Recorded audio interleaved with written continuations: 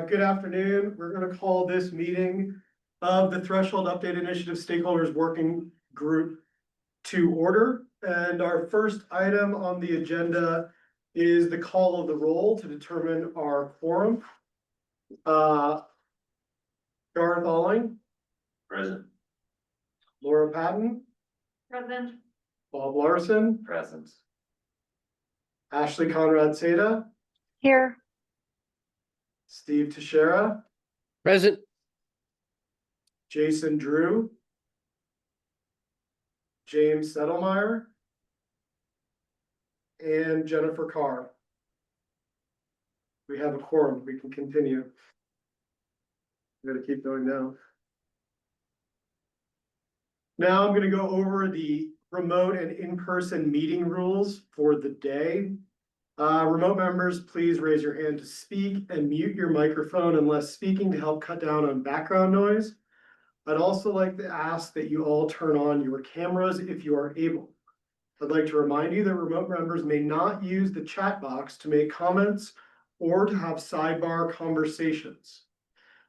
If you're viewing the webinar on a personal computer in the room, please ensure that your microphone and speakers are turned off to prevent audio feedback into the room. Members of the public, Jessica, do I need to read that if there's no members of the public? I will. I would go ahead and join just us. read it. Okay. If you join us in person, please raise your hand at the appropriate time for public comment, and you'll be called to the front to speak. Members of the committee who are in person, please raise your hand if you wish to comment, state your name and speak clearly into the microphone in front of you. If you're viewing the webinar on a personal computer, please ensure that your microphone and speakers are turned off to prevent audio feedback into the room. And it says it twice, so I read it twice. Yeah.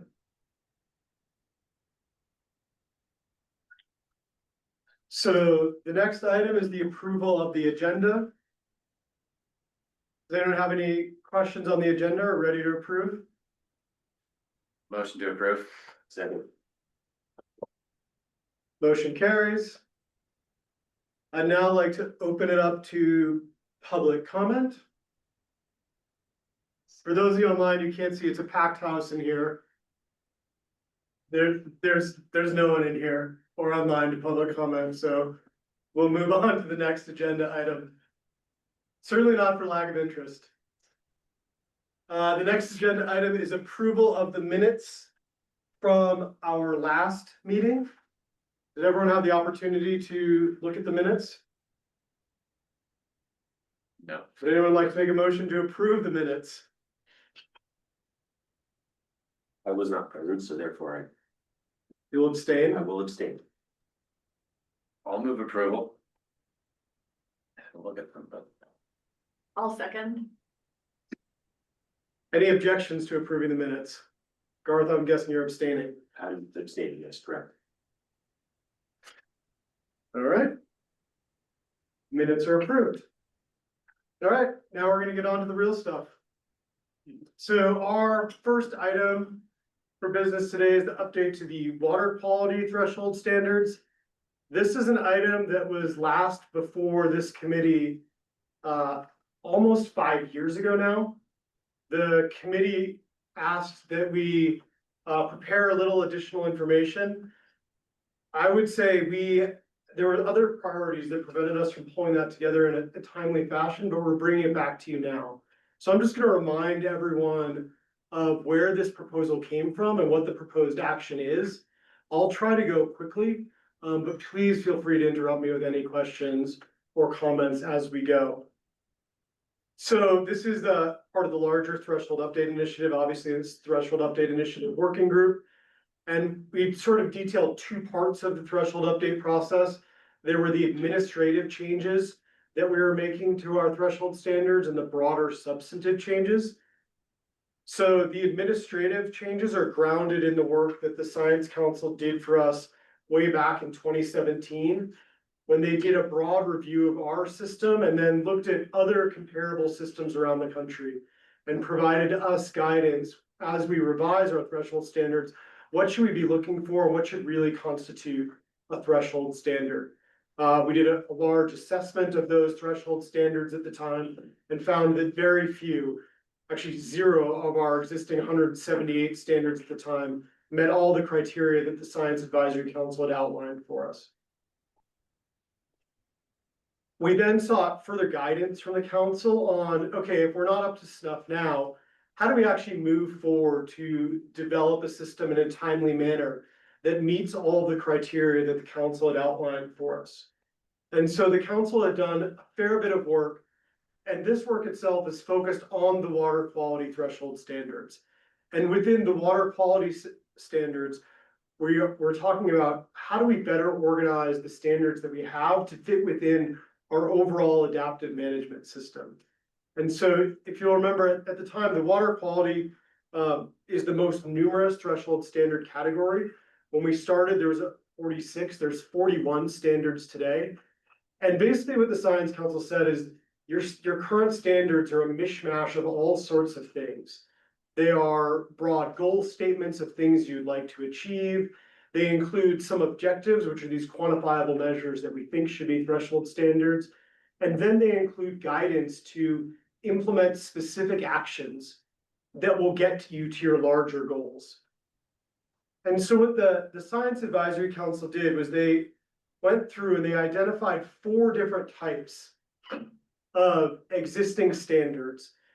And the 4 types that they talked about, they defined as what role would these different types play in an idealized system. So goals are these broad statements or how you would explain what we are doing to a layman that you bumped into on the street. An objective is a quantifiable measure of that goal. So the first one, you would say, we're trying to keep Tahoe's high water quality or maintain and improve its water quality. And then that's a goal statement. At the objective level, you'd say exactly what it means to maintain high water quality in a specific and measurable fashion. And this is one of the key guidances out of the Science Council is that every standard that we adopt and we have should be specific and measurable. And this is a theme that came up during our threshold evaluation this period and primarily in the public comment period. We had numerous public commenters say, I don't understand why you have threshold standards that you can't say whether or not you're in attainment for. And that's because we have long-standing precedent within the threshold evaluation process that we don't make calls on things without a defined endpoint. So if a standard reads something to the effect of reduce loading until something else happens, if there's not a specified goal for that, the amount of load reduction that we need, we report the load reduction that's occurred, but we don't have a status determination because that would be subjective. So everything needs to be specific and measurable so that it enables objective evaluation. So one level down from those quantifiable goals that we're trying to achieve are the strategies that we use to achieve them. So in the example I was just using, and in the water quality example, that could be the load reduction strategy. How do we get better water quality in Tahoe? We reduce pollutant loading to the lake. So that's a strategy. And then finally is a tactic. And tactic are, how do you achieve your strategy? So our strategic vision is to reduce load in order to improve water quality. Tactics are the way that we go about reducing pollutant load.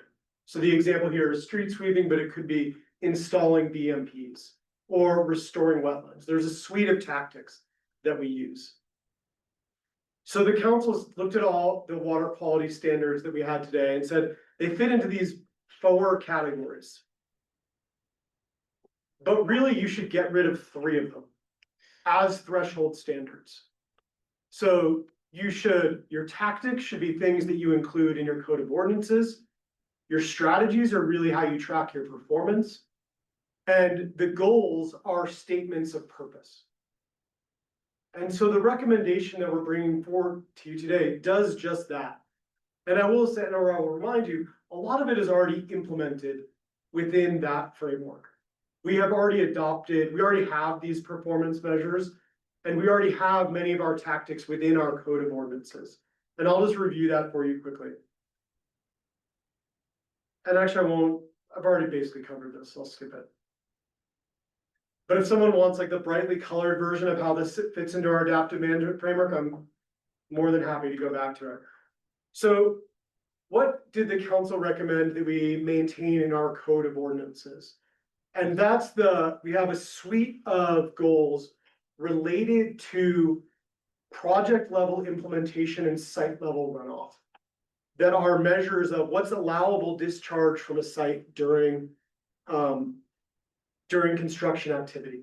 So these are these are tactics that we use to regulate development, to ensure that that development does not have adverse impacts on the lake and on water quality. They do not rise to the level of threshold standards even in and of themselves, because we're using them to achieve another end. So they belong in a different part of our system.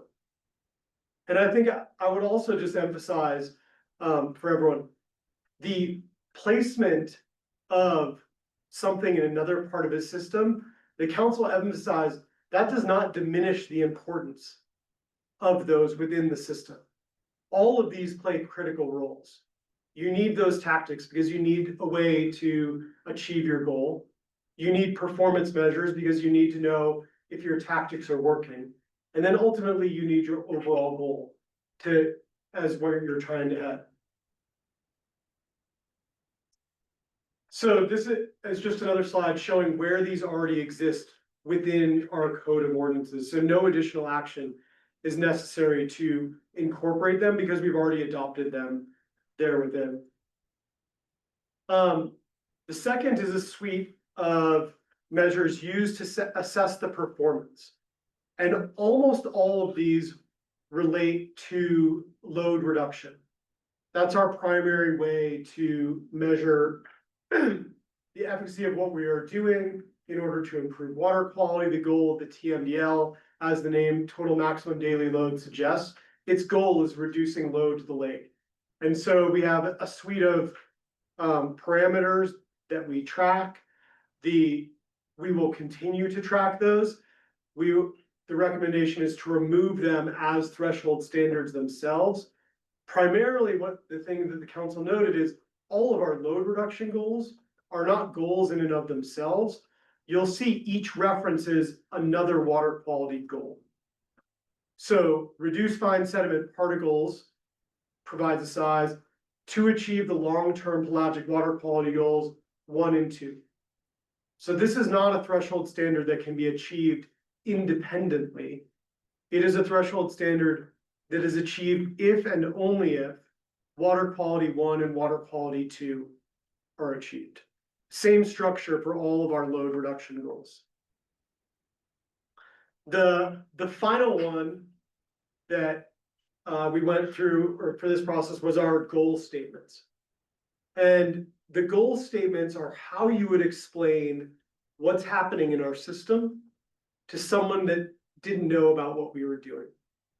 And there were, at the time that we originally considered this proposal, there were 7 statements that the council identified as goals, better suited to explaining what you were trying to do rather than being a standard in and of itself. So one related to supporting actions to reduce the extent and distribution of excessive paraphyton within our system. You'll know from your packet that we already have water quality standard number 6, which is a specific and measurable target for paraphyton within the lake. And so this is a secondary standard that was related to supporting actions to achieve another standard, which again, the council said is not necessary. There is a fallback recommendation in case this group is uncomfortable with removal of that, where the council recommended at the very least, you should remove the first 3 words from this, support actions to, and make it clear that you actually want to reduce the extent and distribution of paraphyton, but better off just keeping water quality 6 and removing the goal statement entirely. So the second set of goal statements were 6 former statements related to aquatic invasive species within the lake. And this was also one of the hangups at the last meeting that we had. And one of the questions was, if we advance this proposal, how quickly would we resolve the aquatic invasive species standards that we were supposed to promulgate here? And we're removing the goal statements for. So the goal statements here all relate to reducing the abundance and distribution of invasive species, and then all the harmful effects that they have.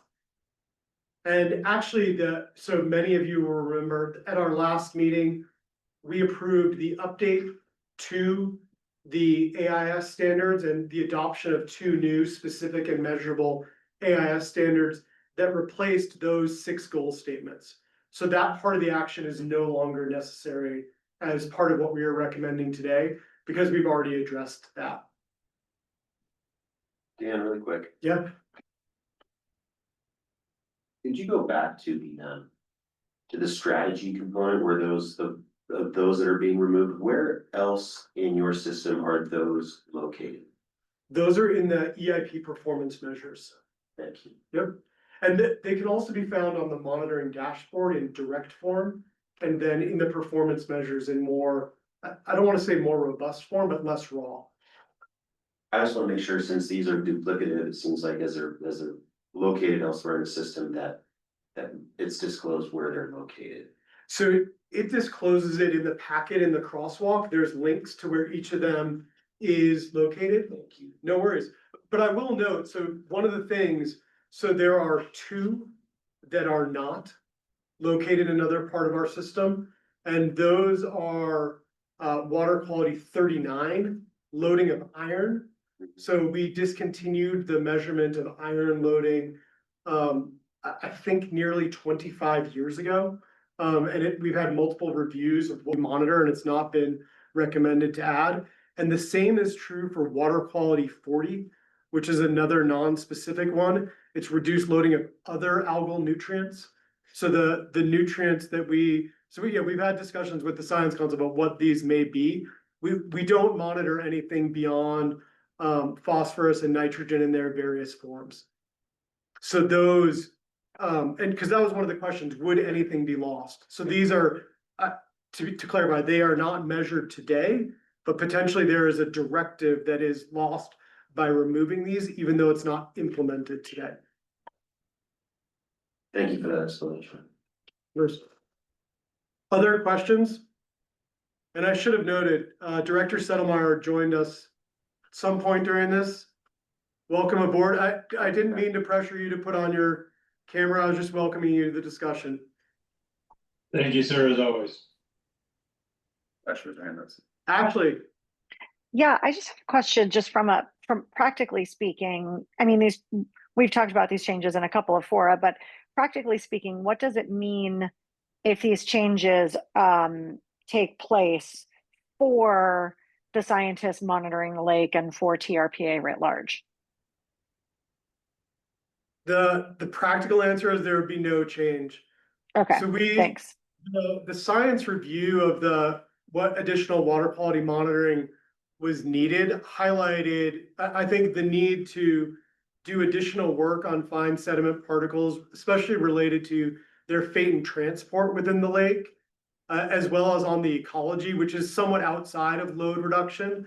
And so, and I mean, Bob can jump in here, but we just put an RFP on the street today to implement recommendations related to that. And so functionally, those are higher priorities than these standards, which were adopted years ago. Okay, thank you.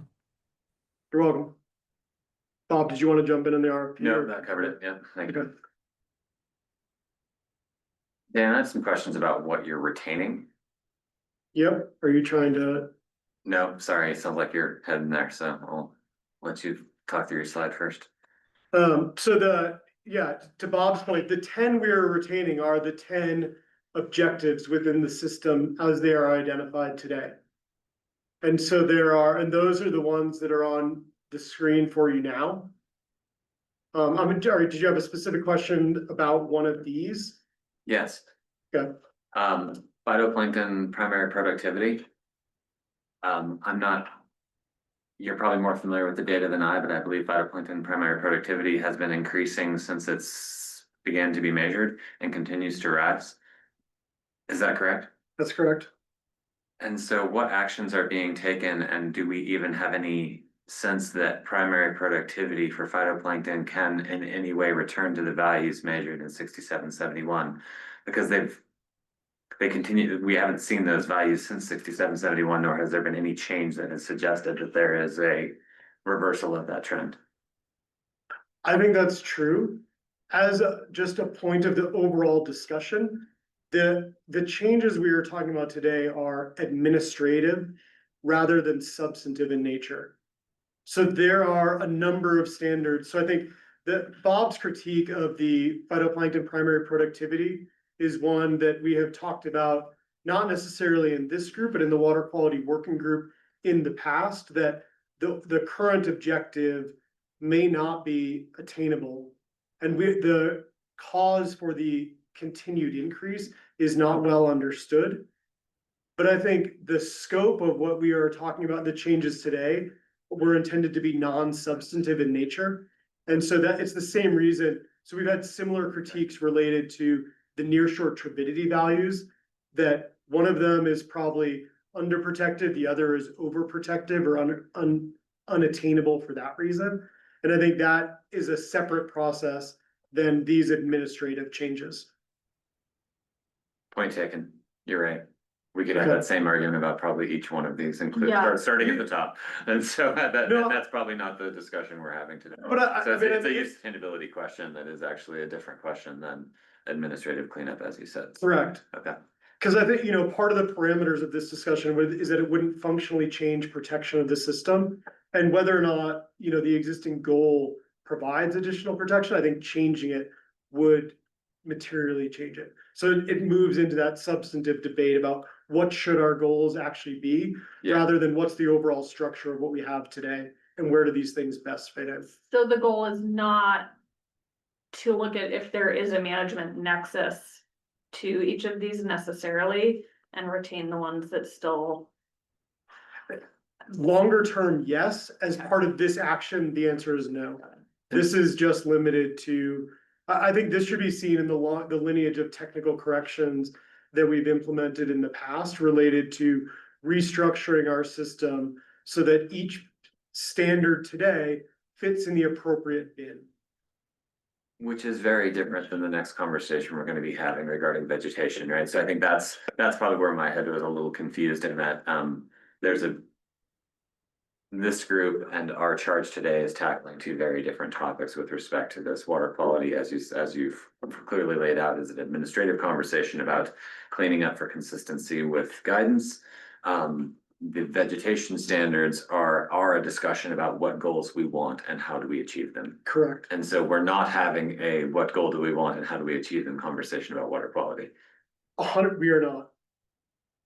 Will we? Yes. And I think, we have. What? Do tell. No, I guess, Where is the appropriate venue? to You have this? actually, I'll answer that same question. We have been having this conversation at the science council level in terms of trying to understand drivers and management relationships that would inform policy decisions. And arguably, we're not in a place with that state of knowledge to have a policy conversation because we don't have strong enough linkages and connections to be able to say, this is what's achievable with respect to phytoplankton primary productivity or Lake Tahoe's clarity. correct.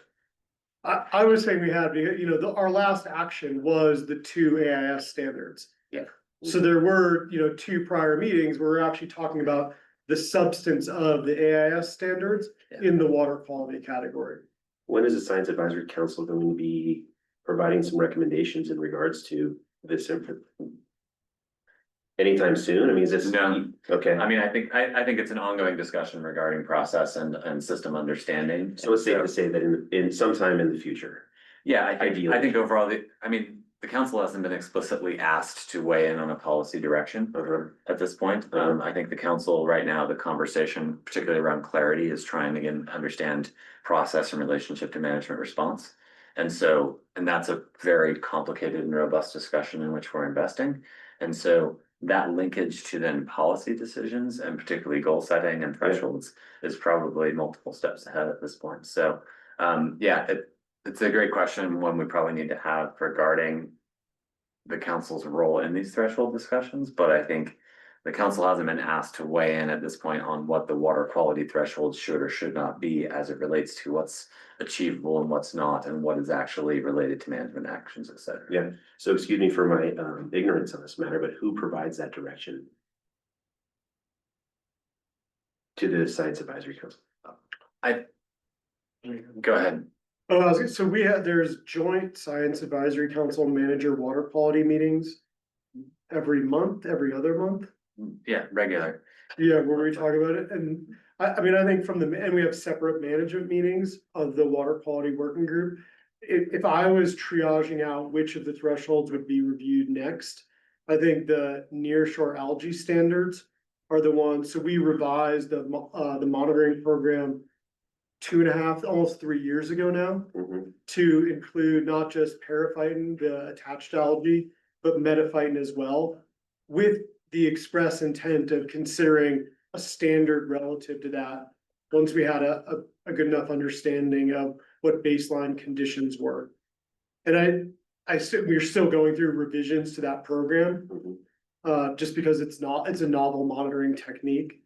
But I mean, I think would be the first one I would think would be out of the queue, out of that water quality group that you're looking at today. And Garth, I'll just add, I think the council, since its inception, has had an interest and focus on Lake Tahoe's transparency and clarity. And so the relationship to the TMDL program continues to be a driver of much conversation and much state investment. Mhm. And so that is where a lot of attention has been focused. And so the idea of revisiting the goal of transparency is something that is weighty with respect to state and federal guidance. And so I think everybody is cautious regarding sort of addressing that. But nonetheless, much of the council and management conversation is around Lake Tahoe's clarity, how's it responding to management actions, and are we moving in the direction we expected given the information that we have. Right. So there's a little bit of a disconnect in terms of the council's focus and emphasis and investment on those tasks and sort of the larger policy questions, given that that policy question again has its own weight. Great. Okay. Thank you for the explanation. It's a lot going on there. Absolutely. No, but so now, but and thank you for explaining the difference too, because I guess I'm agreeing with Bob over here. I was kind of in the same mindset, especially with the vegetation that we're gonna talk about next versus the water quality thresholds and being more administrative cleanup and not so. And that may be, I fully understand now. and that may be, I mean, and I certainly invite board members to weigh in on this, but that may be important when this does come before the board, making sure the board sees that difference in terms of what this action is and what it's not. And I apologize if that I failed to sort of like see that dichotomy in this, but I think that assuming these both come before the board in the same fashion as we're discussing them today, that difference in approach in terms of assessing what goals we're setting and why and how we hope to achieve them versus how we're cleaning up the system to align with guidance are two pretty different discussions. Very much so. Yes, I think that would be very beneficial. I agree. I think in communicating this to the public, that will be really essential to the board as well. Yeah, because I think everybody always wants to jump to the like, but what about, and to your point, down like the algae question in the near shore that people want to see us, and people have been asking for the nearshore algae standard for, a decade at this point, and there's a lot of discussion around that. A lot of the things that are being retained and will then be the very clear focus of TRPA's objectives and thresholds are important, but are loaded with questions. And I think just to build on that, I mean, I think I was probably remiss in not introducing the matter with that clear definition. And I think also going back, some of this is sort of the disjointed way in which we'd moved forward the Science Council's recommendations. Because the original structure was you should clean up everything first and then start reviewing substance. And I think, both we and other stakeholders were impatient on the substance side because substance is far more interesting. And we have gone, so we've updated actually so before we did the entire cleanup, You know, we did the update of the VMT standard, we've done the SEZ standard, the AIS standard, the TYC standards. We have done it in a bit of a disjointed fashion. Mhm. And I think maybe going back to that original intent of you clean up, then you review substance is probably a useful reminder for all involved. Agree.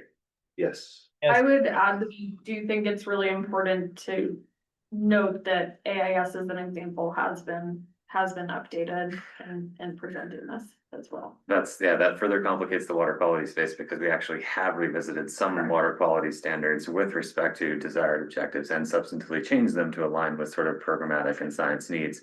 So that's, yeah, But I would just grounding that in the discussion, so this group talked about this in 2020. And that was one of the things that, like, people wanted the water quality to move forward at that time. Mhm. Sorry, the water quality meaning the AIS standards, like, do that now, or at least publish a timeline. And I think, you know, in some ways, it's more true to the intent of the committee's discussion then to have advanced it and then update the other ones, because then the action, there's actually nothing lost with the action of removing those standards because they're replaced with other standards immediately. Mhm. Right, so if you went back and listened to the recording, there's this funky discussion that we had related to, do we ask the board to adopt a resolution that says we will update these standards within a certain period of time if we're gonna recommend removing those? And right now, I'm talking about the goal statements for AIS, Mhm. Yeah. because the action included dropping those. And so how do we memorialize that intent? And I think in some ways, it's better now that we've actually done the work to adopt specific and measurable standards there and then moved on. Yeah, Other- I agree with, I think presenting this in that fashion, really giving that background and differentiation will help significantly, and providing those examples that you just did, Dan. And really that helps clarify everything. there's a chicken and egg question with Yeah. respect to the administrative cleanup that you just well described that further add sort of just a little bit of a nuance to this, like you want to make sure that you have a solid set of standards in place before you make some kind of substantive administrative cleanup that might remove something. And so, yeah, how do you, and so the water quality example just, I think, describes all that. And it'd be interesting in the next conversation with vegetation to see how that's playing out on the vegetation side. Because we have SEZ and other things where we've done, right, a lot of Yeah. work in a similar fashion where we now have an opportunity to clean up. So, yeah, I think being able to tell the whole story is gonna be important. And I think also, you know, just to remind everyone that one of the initial actions we took was to remove policy statements. Yeah. From which were guidance in developing the regional plan, Mhm. and we removed all of them except for the recreation threshold standards policy statements. For the exact same reason of, there was fear that something would be lost by removing their intent without replacing them. Right. And so there is this sort of chicken and egg type thing of like, oh, no, we need to replace it with something, but replacing it with something takes a lot of time. And we don't want to remove it until we've replaced it. Yeah, the other confusing thing there is the impression that we've already done some cleanup.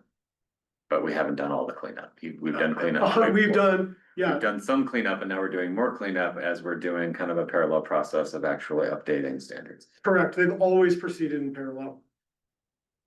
So the one final thought, which I was remiss in not including in the packet, but I wanted to go over here. Because it was flagged for me when I listened to the recording of the 2020 discussion we had. Was there was some discussion about whether or not the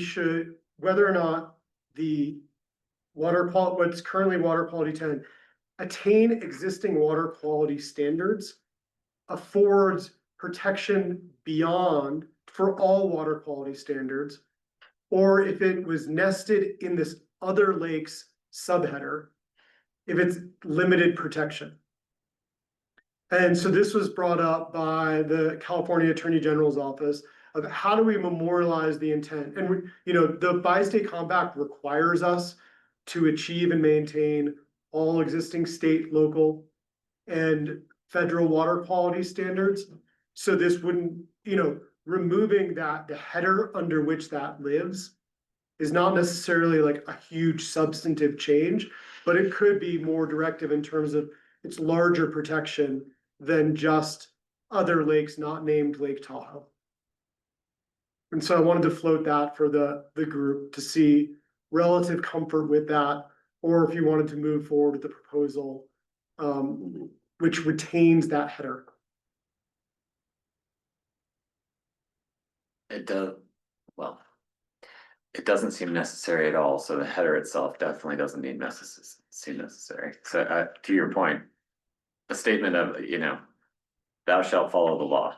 That's basically all it is. So if and I appreciate that maintaining that statement is probably the conservative approach, but maintaining that statement broadly seems to make more sense than limiting it to other lakes. That's where we landed internally in the discussion of if you're going through the trouble to make that, you might as well make it apply more broadly. But again, I defer to the committee. If the committee would like to recommend that it goes away altogether, that I'm happy to bring that forward. If you want to retain the other lakes and exclude rivers and other water bodies or water quality standards not named.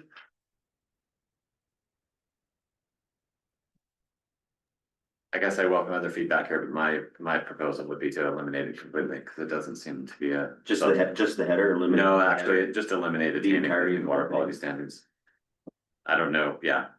I That would say doesn't- this is Ashley, I would say the same thing. If that's the rule anyway, right, that we need to attain those existing water standards. And my question was just, how far is the envelope? Is it all tributaries that feed in? Is it lakes that feed into tributaries that feed into Tahoe? Like how far does it go if we're talking about other lakes? I think so the compact already requires any water quality standard. So that lakes, tributaries, I think anything, a wetland-based water quality standard of either of the two states, local government or the feds, Okay, we are required to achieve.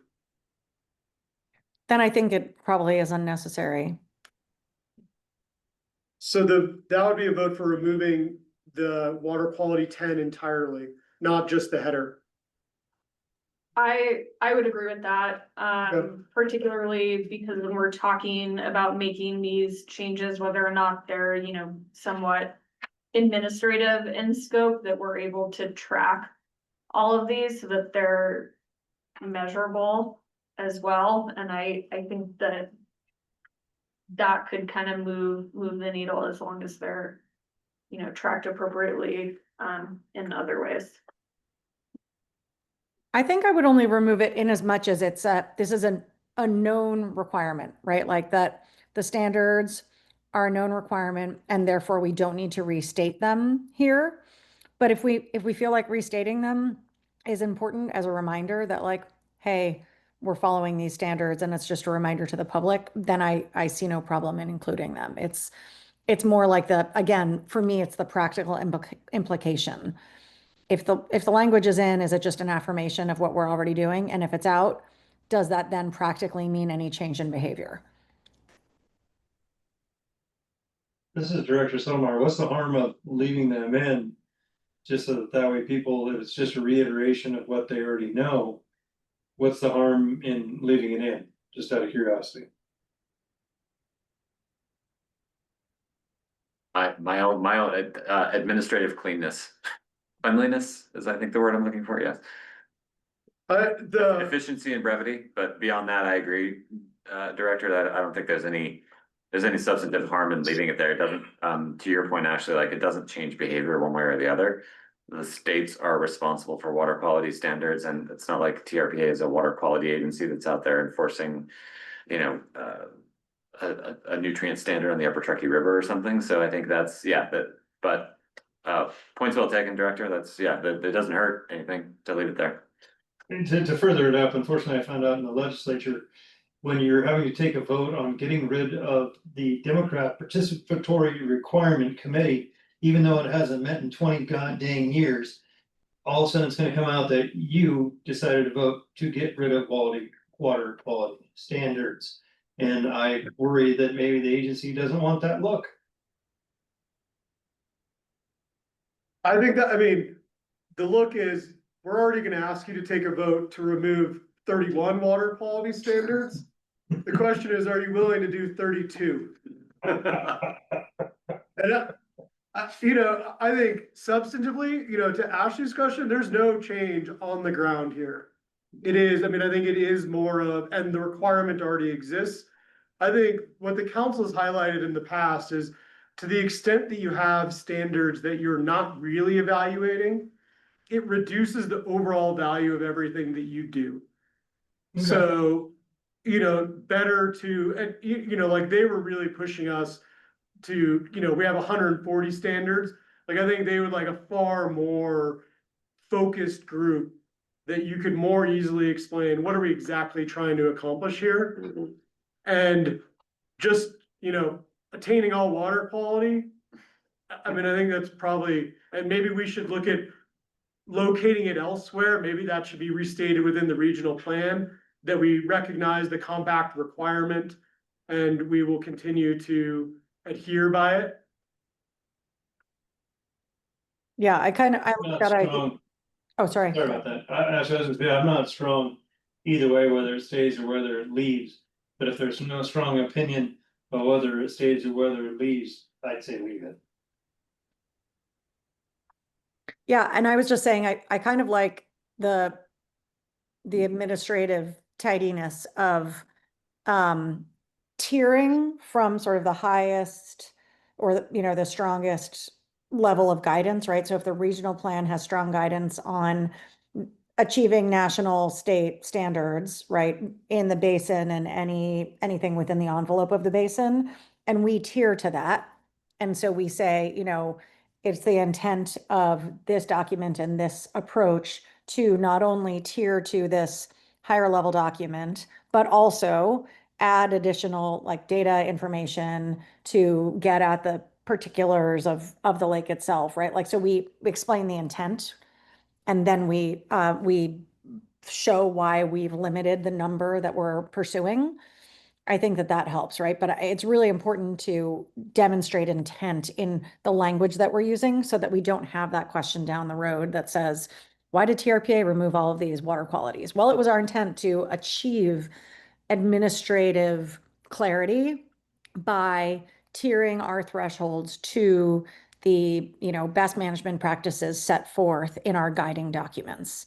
And therefore, we edited these in a way that adds clarity and, doesn't change any practical implications of what we do on the ground. That was very wordy, but I'm just trying to get to this idea that there's a way to do it where you demonstrate intent and you put it in writing. Yep. I mean, that all sounds like direction for us to include in the staff report when we bring it forward to the advisory planning commission and then to the governing board, that intent is clear for whichever direction we take.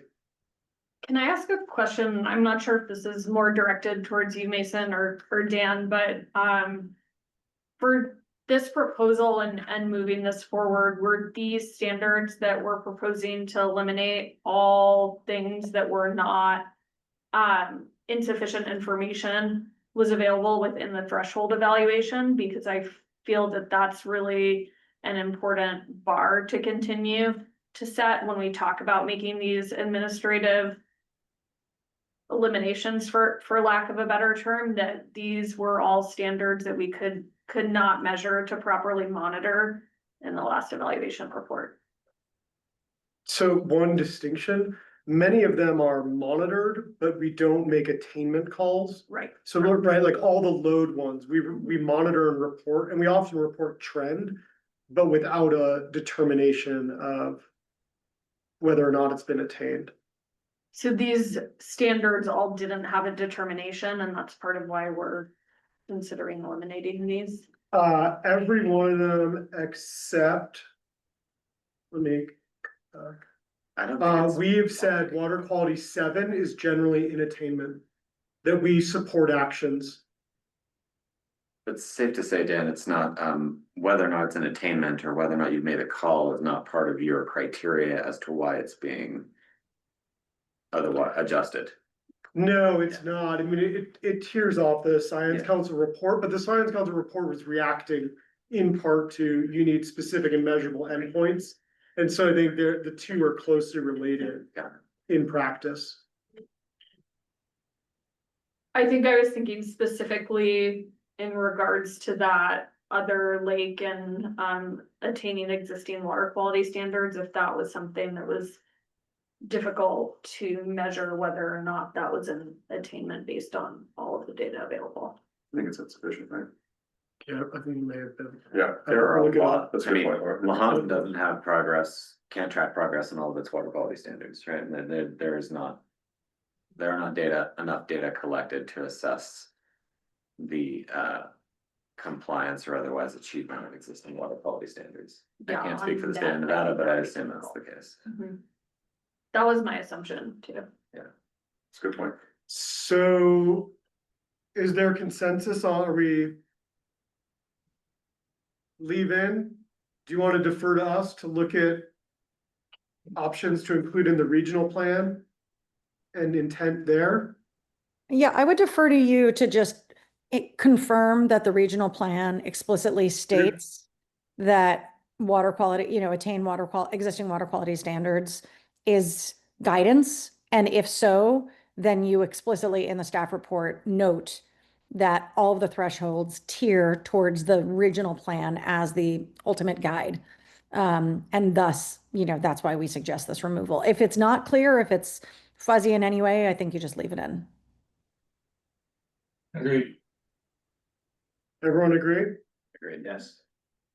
All right, with agreement on that point, I would ask you, unless there's further discussion, would you all consider a motion to advance these subject to incorporating what Ashley just said into the motion? So Absolutely. moved. Are there any objections? Motion carries. Shouldn't have given them, yeah. You should, the gavel. And with that, The gavel's amazing. I will pass it over to Mason to actually talk substance with all of you. Not the fun part, right?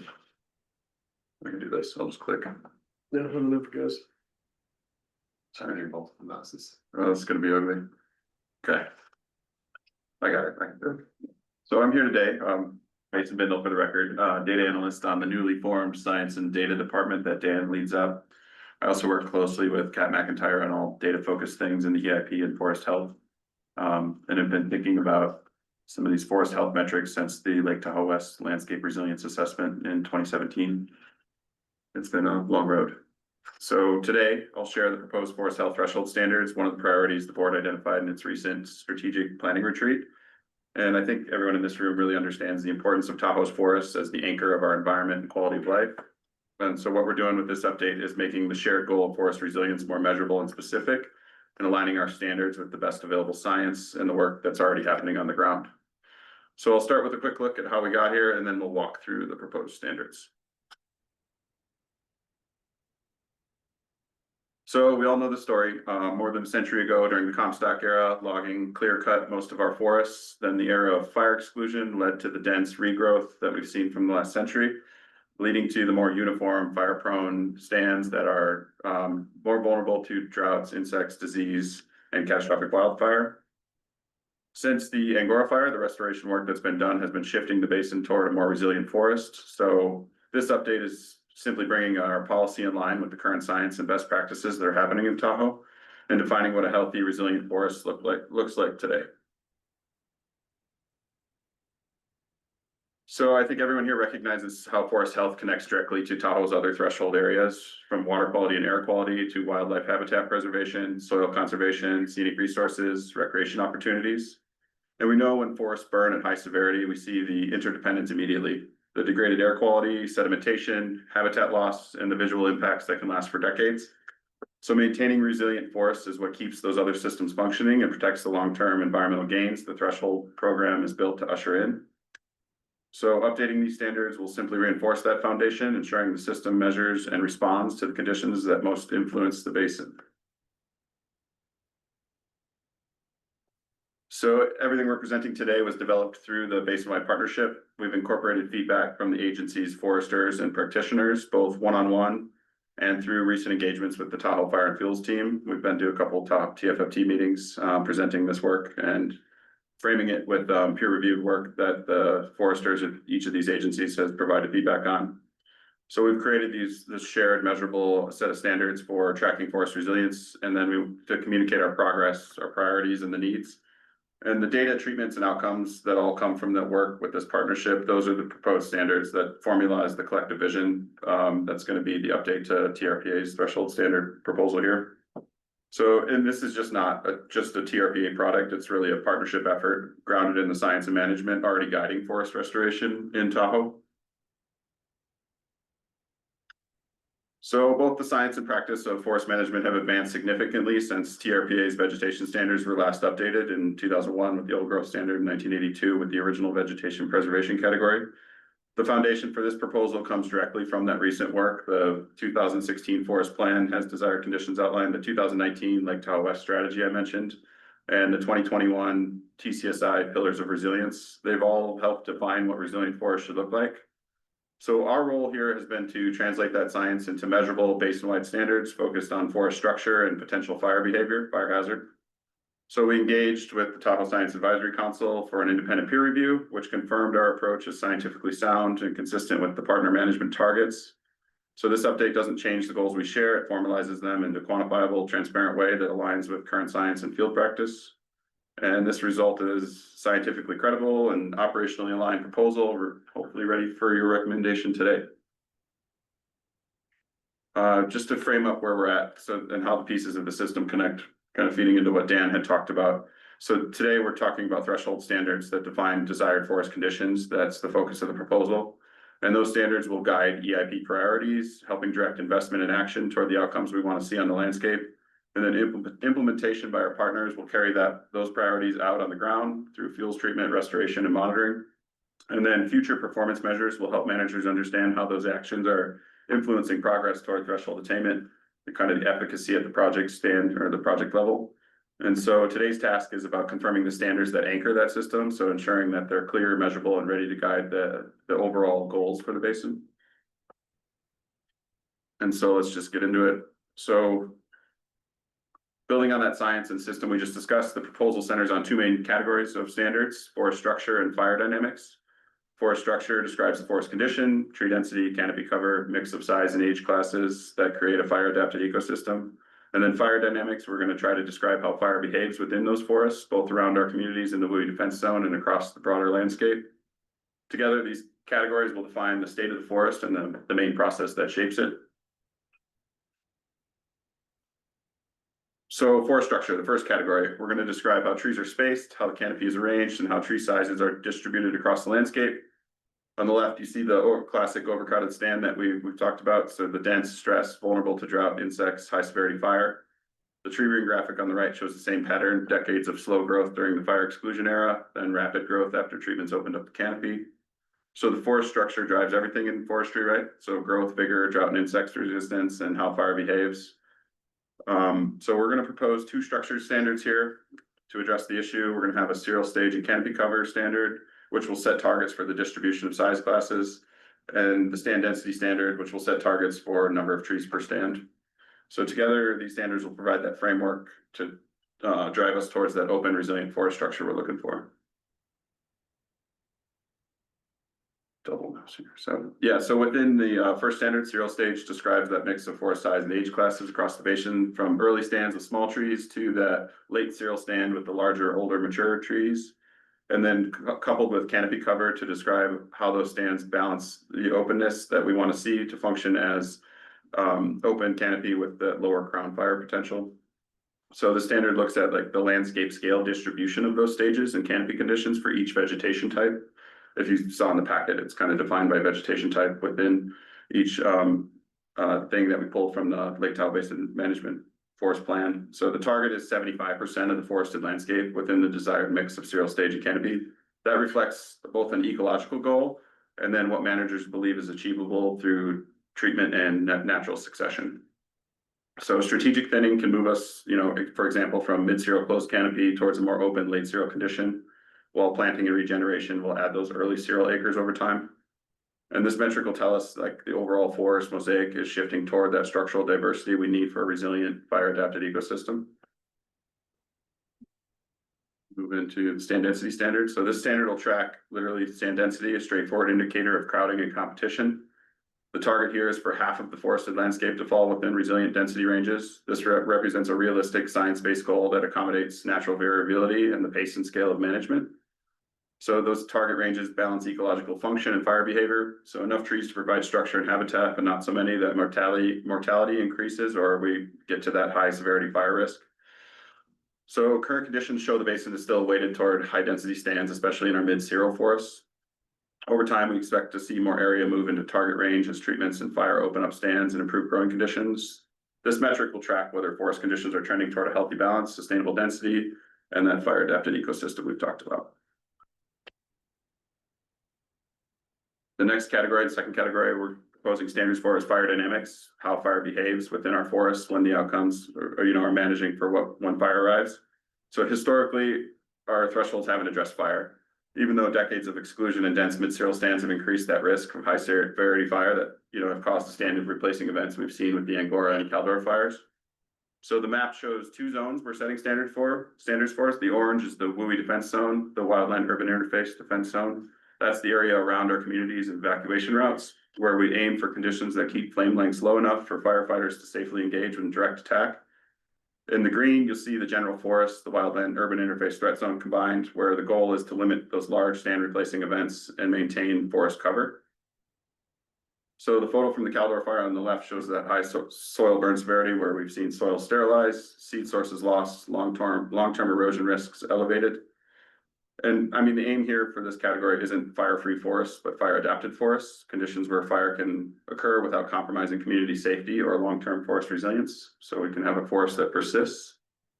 So diving into this category, we've got the wildland urban interface defense zone standard. This is for forested areas surrounding our communities and evacuation zones. That defense zone is like a quarter mile from a structure or road, right? This is where we aim to protect life and property above all else. So the goal here is straightforward. It's under extreme fire weather, those red flag days, that high severity fire should be an unlikely outcome.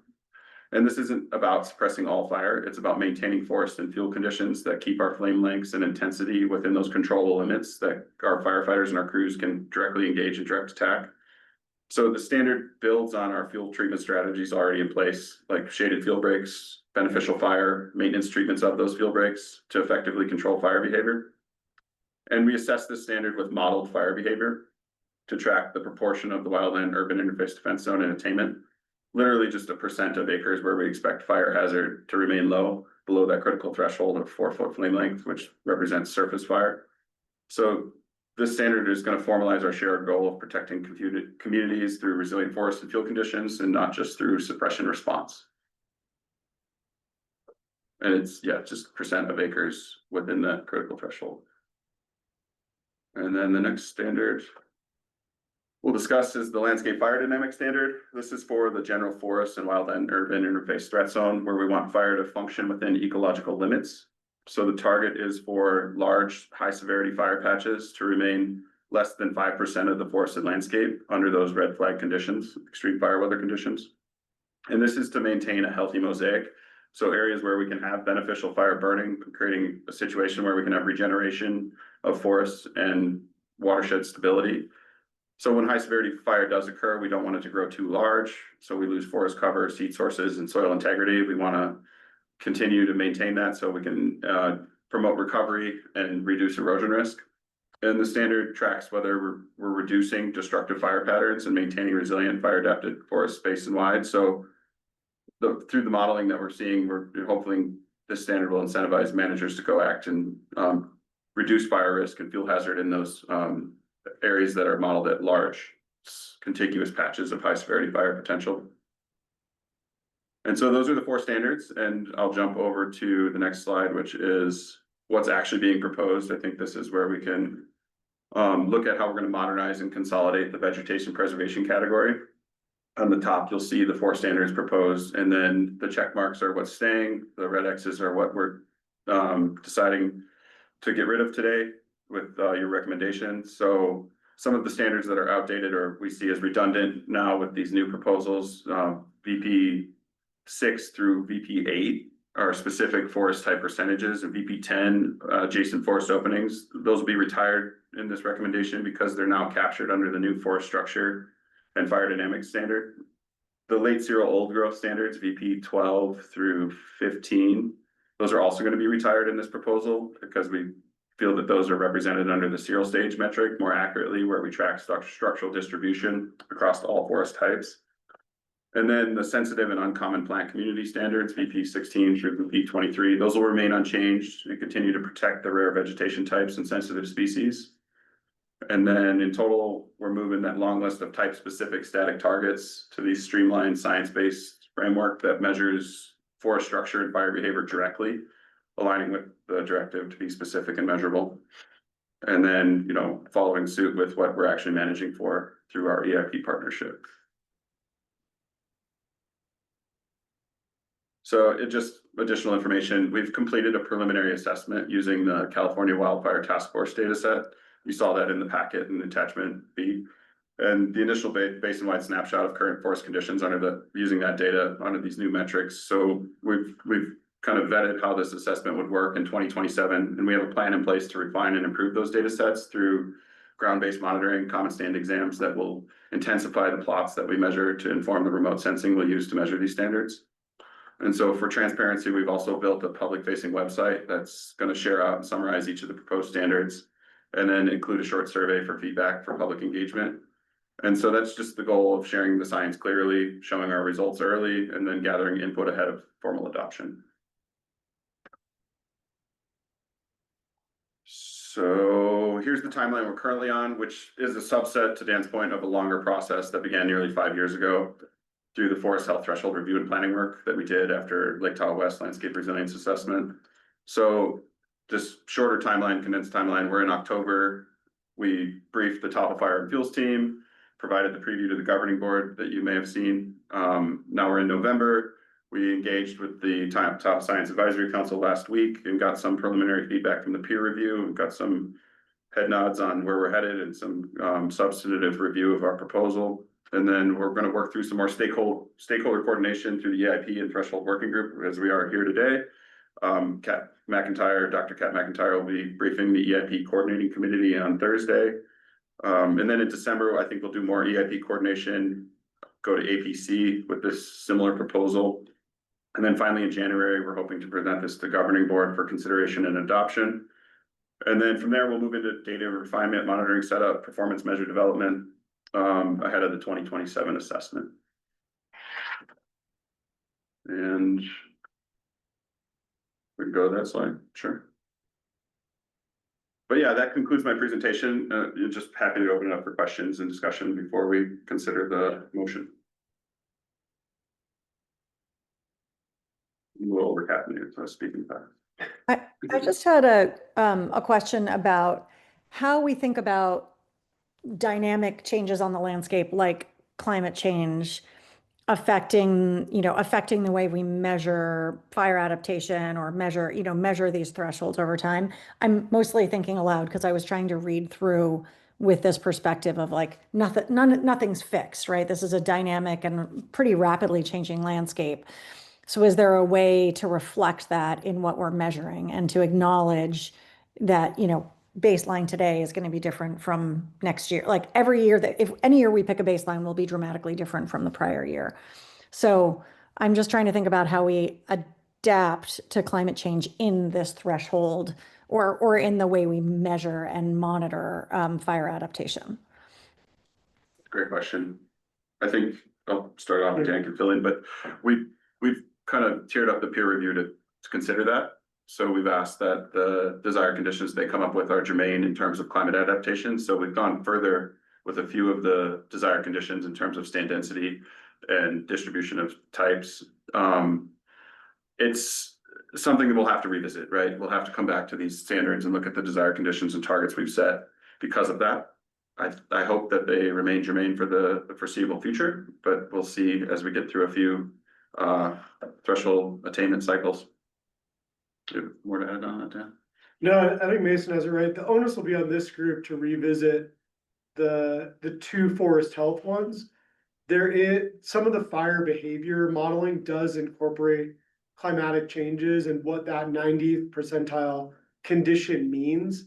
And so there's maybe less onus on this group because it's already incorporated there, and the target for flame length within those zones is what the responders believe they need to get in those zones. So it's just the conditions under which those would occur, and that will be updated with the modeling. But I think it'll be incumbent on us to bring the others back to this group.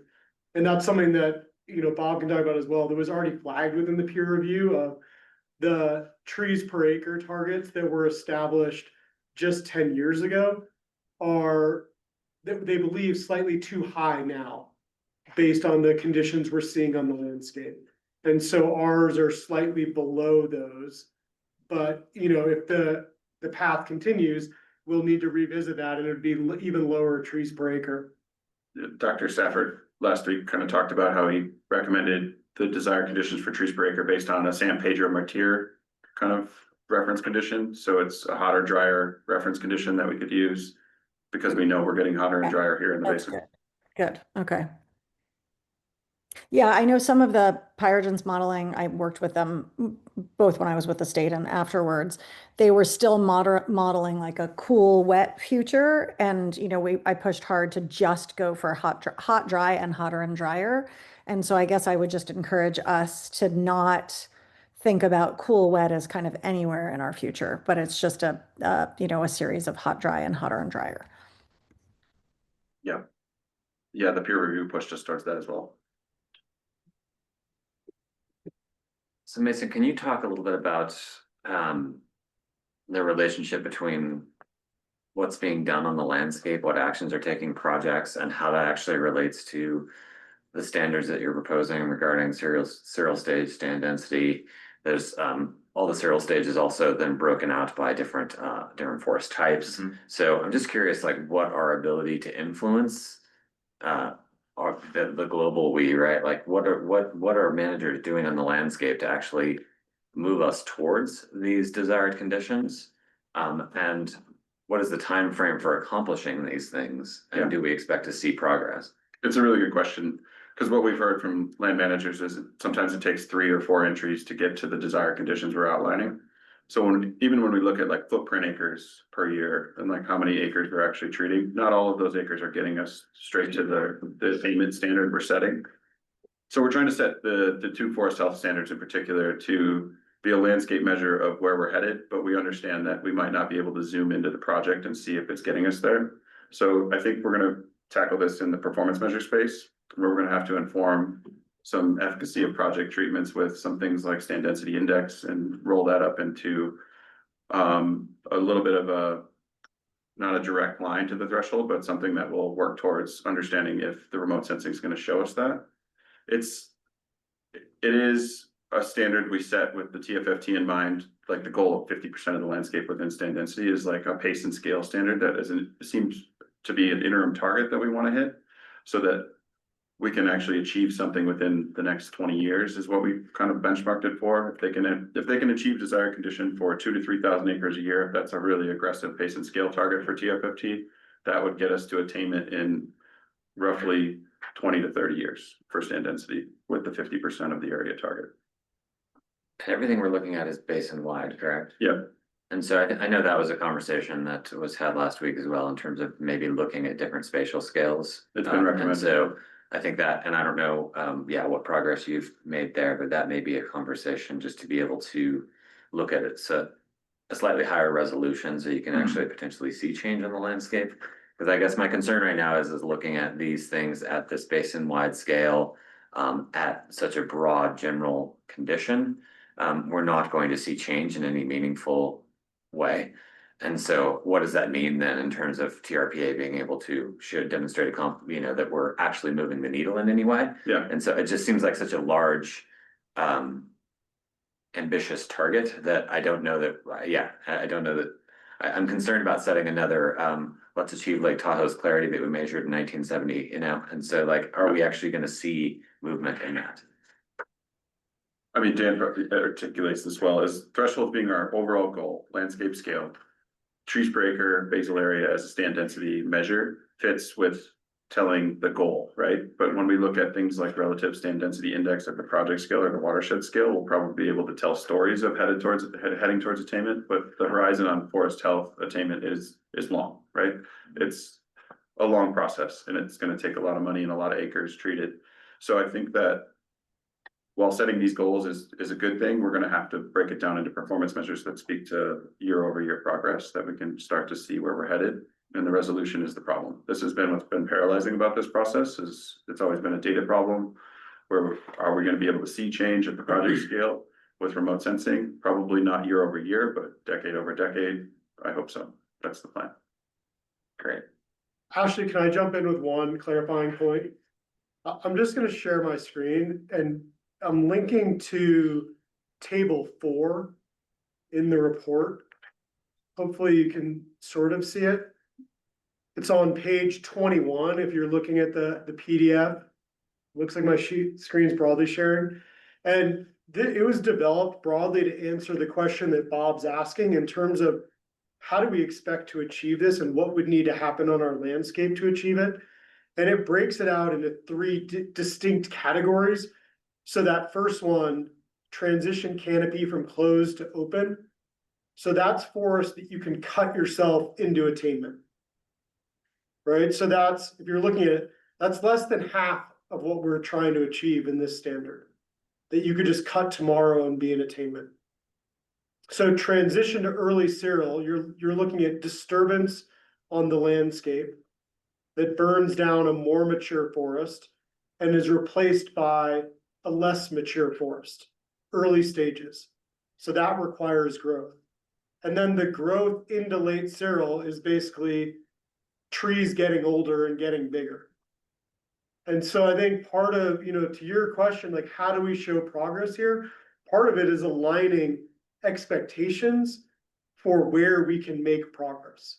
And we can make progress on the performance measures. We can thin the forest, and that helps trees grow faster and grow fatter, but we can't speed time, and we can't, clear cut and just replant and have early cereal stage forest.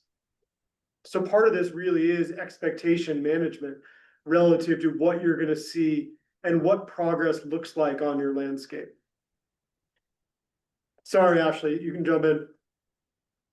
No, I was just saying, I mean, I think this is tricky, right? Because you can measure at any scale and show progress, but the real progress is if the fire comes to ground, right? If we see fewer acres and catastrophic wildfire, if we see more if we actually see fire adaptation over time. So I think we're going to always struggle with measuring, acres treated or any of these other numbers and reporting them annually, and then also demonstrating the overall effect year over year. So I think there's an opportunity in reporting the thresholds to maybe zoom in to a community or a neighborhood, even as the thresholds represent the full landscape. So it's like, we're going to measure at the level that we need to measure, and the reporting and the narrative can be more descriptive of what those outputs then are in real time. But I hear what you're saying, Bob. I mean, I think it's really hard with so many acres to treat and, so many opportunities to basically make it look like we haven't made any progress, right? To find an area where you can measure the entire basin and show progress. So I think it's something we have to keep an eye on and think about with annual reporting, how the narrative can demonstrate progress more than necessarily a particular number. Yeah, and clearly not the charge of this group, but I think that's that story and continuum in terms of what we're doing on the landscape, what we're tracking for performance measures and other outputs, and how that's ultimately getting us to where we need to go. I don't think we've done a good job making those connections in the past, particularly in the forest. And so I just want to make sure that we don't just jump straight to, yes, this is what we want to see in the forest, and here's our threshold, without telling the story that you just referenced. This is Laura. I do think, what we're talking around a lot is really just like adaptive management and monitoring. And I do think that for forest health, more so than any of the other thresholds, that's going to be incredibly important. And I do, Mason, really appreciate what you did. I sit on the Tahoe Fire and Fuels team, and the retreat earlier this year was really helpful in getting kind of buy-in from the partners and understanding what it would actually take on the ground a little bit more to think about this pace and scale kind of increase and capacity building, not only with practitioners, but with staffing and planning, things like the community wildfire protection plan, also helping guide some of that we do have as an existing kind of overarching document that we can think about. But you know, particularly as monitoring and mapping continues to evolve over the next few years, I think we need to think about, you know, how we utilize that to continue to inform this and kind of revisit and regroup on this threshold in particular, especially when you think about the fact that a lot of this was tiered off of, you know, the Tahoe West Restoration Partnership from 2017, and you know, we're at the end of 2025 right now. So appreciate the Science Council and Tahoe Fire and Fuels team input on this, but just as, you know, we continue to think about what that monitoring really looks like, and for all of the thresholds, the ability to open the book again as well. Mason, I have a few questions. Yeah. Looking at your different forest types that you have here, Jeffrey pine, ceramics, conifer, red fir. I think there's a little bit of a missed opportunity. You know, looking at the maps, and I'm surprised that by chance, Dan, do you have a map that you can show those 3 forest types for the basin? Mhm. And maybe we can just pull that up really quick. I think that would be helpful. And there's a few points that I want to make about those forest types. First and foremost, as everybody in this room and online here knows, with the Comstock, the forests were pretty much decimated. You know, a large percentage of them were, you know, cut down, made into cordwood, shipped up over to Virginia City. And regrowth of those forests has significantly changed what forest type is on that we see today. And I think there's, you know, a lot more what you classify as mixed Sierra mixed conifer.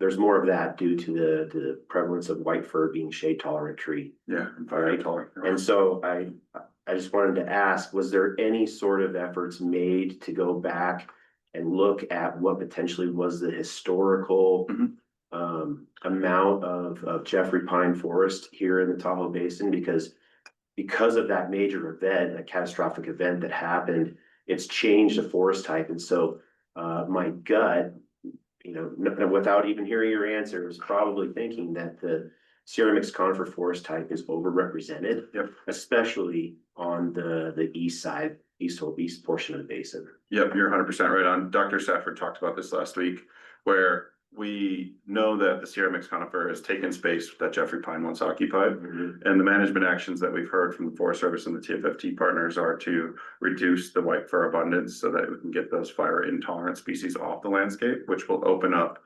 conversion back to Jeffrey pine. Okay. So as these things convert with management action, we don't want to manage for a specific forest type, but anytime we do an assessment. But I think you are. We are in terms of what's there. We want this to be the desired condition. But the management action they're taking, for instance, in the Sierra mixed conifer, is to reduce densities to a point that Jeffrey pine would probably be the prevalent species the next time we assess. So it'll change the numerator in terms of what the forest type is, but the goals are specific to what's there when we assess. So every time we do an assessment, we're just trying to put it in bins of what's healthy for that forest type. In terms of the distribution and percent of totals, we're gonna not speak to that anymore because we don't want to manage for what's here in the face of climate change, or we don't, you know, because we don't know what's coming in the future. So like red fir could get pushed off the top, Jeffrey pine are gonna move up elevation into that Sierra mixed conifer zone that currently exists. So it's a little bit So it's a kind of bit of a circular. nuance. Yeah, and I'm just wondering how is that? I don't think that's clear. It's hard because we're getting away from managing forest type in a way that like we want to manage for conditions that create the forest types that will persist, right? So Yeah, but you have in the thresholds, you have these 3 different forest types. Mhm. Yeah. Yeah, we're not managing total area of forest type, right, anymore with the standards. We're managing whatever's there, is it within a healthy condition in terms of stand density and serial stage and canopy cover. What Dr. Safford told us and kind of recommended was that as the land managers move towards more open canopy, the Jeffrey pine will start to occupy that Sierra Mix conifer zone again. Okay, So you have more to say? so ideally. No, but I do think it is circular because the type almost becomes an emergent property of the structure you're trying to Yeah. create. I mean, that's sort of what he was highlighting, is that as you move back to the structure that we think we need, you should also see a shift on the landscape to more Jeffrey pine. Okay, So your standard is structure But, and but, your outcome is type. A little bit, and when you look at but your the, outcome is actually both. Like you're getting the structure and you get the type as well, but you have less control over the type. And right, okay, you're Yeah, pushing type the with. standards that are structure. going away are the relative abundance of yellow pine or red fir, those are going away in terms of, and then we're managing for. yeah, I understand that, Yeah. because I think that maybe it might be helpful to add in a paragraph or two explaining that. I think that would be very helpful. And even, you know, in the presentation to APC, and then when it gets to governing board, to make sure that that's really clear. Because I think the average layperson is not going to understand. I mean, forest management, I mean, a lot of people, and there's a lot of people that don't like any trees being cut. Right. Right? Yeah, that's- And really, the TRPA has changed significantly over the past 10 to 15 years. And yeah, I think you understand what I'm trying to say. With that, I think along the same questions, is there an ability, maybe just send it to me personally, if not. If someone were to lose a tree, or let's say illegally cut down a tree, and you then had to go plant a tree in its place. Is there a more desirable tree to plant? And the answer, of course, is yes. What are those? Do we want to include that in this type of a document? So that people know, or that we have a little bit of a standard, because I tell you the truth, I run into this problem. Here within the Tahoe management area, here with the state of Nevada state lands in relation to trees that have been illegally downed. And then we go plant a tree and then get in an argument with Lundegreen, you know, from the fire department saying, no, you didn't plant the right trees. So then we just replanted what was there, but if there was something better to plant, I would like to know. So we can try to do better. I don't know if this is the right place to input that type of data based on this discussion or not.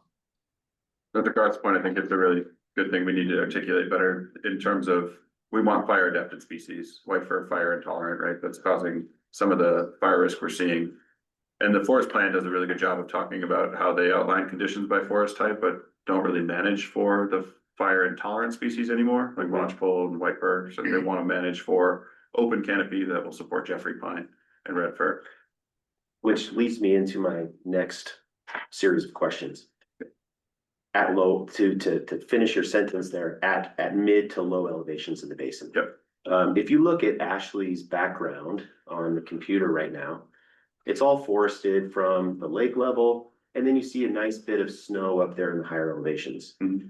When you take a look at the maps that you have in the report, all of the high elevation areas are not included. Right.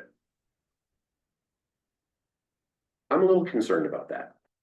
Because 2 years ago, white bark pine is now listed as a threatened species by U.S. Fish and Wildlife Service. And we have pure stands of white bark pine in high elevation here in the Lake Tahoe Basin. I think this is the perfect opportunity to include, maybe it's even just a non-degradation standard in these recommendations. Just fully excluding, you know, white bark and high elevation stands that are in here. I think you're not doing the forested environment in those areas. I think you're doing them a disservice.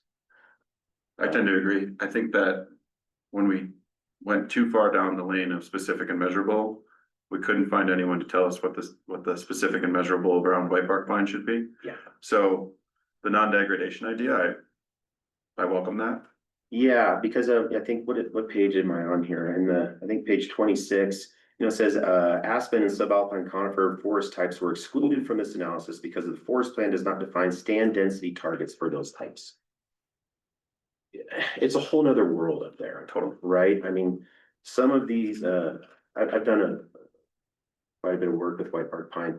Some of the white bark pine, I mean, you could have trees that are only like 2 inches DBH and they're 65 years old, right? I mean, they grow extremely, extremely slow. They don't have anywhere near the same standards, and to measure and everything else as a low elevation forest. But I think it's important to include that and recognize the existing presence of this threatened species. And I can tell you right now, it's not going to be delisted anytime soon.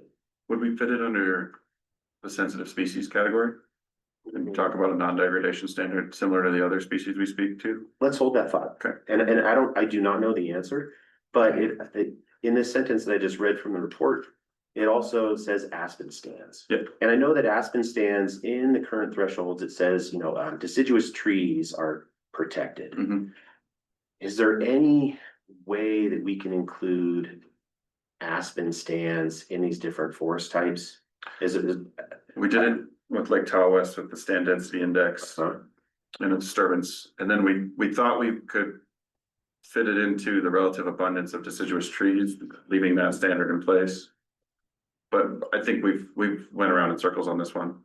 We did it with Lake Tahoe West Landscape Resilience Assessment, where like no one can tell us what a healthy aspen stand looks like. So let's just make sure we have some of it, is kind of how they landed. Yeah.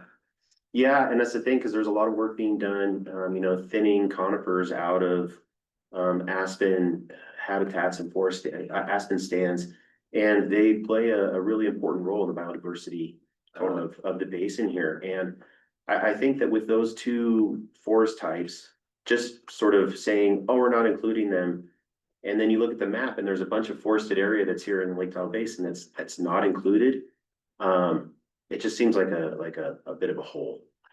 I tend to agree with you. I think with Lake Tahoe West Landscape Resilience Assessment, when I was the analyst on that project, it was, let's make sure they persist, but we don't know how to define stand density for them, right? Or zero stage per se. But so I think I like your idea of non-degradation, and I like your idea around, we could consult with the peer review again and see if we could do some sort of stand density around aspen, or at a minimum, speak to it in a more explicit way in the deciduous relative abundance standard. Whatever. Yeah, I like that. I think that, I just think it's important. I mean, we have all these, basically, you have, conifers and firs, and then there's a whole side that's kind of being left out, except with the individual deciduous trees. We had some heartburn, so I'm really glad you're bringing it up. Good. I like the idea of non-degradation, but I don't want to be prescriptive here. No, I think non-deg for the white bark pine. I'm wondering non-deg for aspen stands. I think it's already covered. So the question would be more like, do we need a target for it? Yeah. Because we've got non-deg for SEZ and we've got deciduous riparian non-deg, which in the past, like the council's flagged in the past as like, these are broadly duplicative. Because we met, like one fits into the other category, but we've not wanted to remove them. So I guess the question is, do we? The only thing, has everybody here been up to Marlet Lake? When if you ride your bike up North Canyon Road and you get all the way to the top, and that huge aspen stand that is on the west facing slope before you get down to the lake. I don't know, and without looking at the map, I don't know if that's like considered, if I looked at that, that's not a montane riparian habitat, right? And so that's like a fairly sizable aspen stand. And I don't know if that's all considered SEZ. I mean, again, this is just coming off the top of my head. So I think that there's some areas out there that might be slipping through the cracks. I think you're right. If trying to say it's already covered somewhere else. So maybe, could you take a look and see, and maybe we talk about this again, because I think it's really important. I think this is a good opportunity to if you're making these other changes, I think it would be great to include something like that. White bark pine, yeah, a non-degradation standard. I think that'd be worthy. But what about if you looked at the not all the areas on the map that are not, these three forest types that you have on here. If you filled in, where White Bark Pine is located, there's also gonna be some other forested areas that are probably not included, maybe, I don't know. It may be worth a mapping exercise to take a look. Yep, the mapping up, the map's not drawing right now, because our web services are down, sorry about that, but Sorry. the other big exclusion was lodgepole pine. Mhm. And so we've been told to reconsider that in the stand density targets, but that the management action is to remove it, right? So that you can open up the wetland habitat. So that's one kind of wormhole we went down to. The other subalpine conifers that are classified a little bit differently than white bark pine, we could just kind of throw them all into the non-degradation standard and cover that area in one fell swoop, I think, if that was okay with you guys. Maybe we should talk offline about that and see exactly, because it's like, mountain hemlock, Totally. western whites. Really, the five needle pines are very important, and that's one of the biggest threats. Well, there's a number of threats to white bark pine, climate change, white pine blister rust. And so I think, making sure that the other five needle pines are included in there. Yeah. In that non-degradation standard, I think that's important too. I think that's a really good point. Dr. Safford talked about how they're seeing some beetle kill in the subalpine zone. Yeah. So it's something we don't have to force into the stand density bucket, but we shouldn't ignore. Yeah. Right. Right, exactly. And I, the way that this came across, it was just almost like a little bit of, oh, we know it's out there, but we're just not gonna talk about it. Yeah, I think that it kind of fell off the radar a little bit or fell through the cracks because there's no management action. But the Mhm. non-degradation really puts it back in the fold in a way that, if Heavenly comes with a master plan that says something different, we can have a standard to look to. Yeah, and actually, that's where a bunch of work has already been done, significant amount of mapping and everything else for all the pure white bark stands there. So, and it's becoming more and more of an issue, and it's going to become more of an issue too. Yeah. So. There's a mapping exercise for Aspen I want to bring up, just to loop back. Yeah. I'm forgetting his name, but he was a peer review of our last threshold assessment and out of UNR, Dr. Well, are you thinking of the council effort? Yeah, so there's been mapping of Aspen, so we can kind of compare.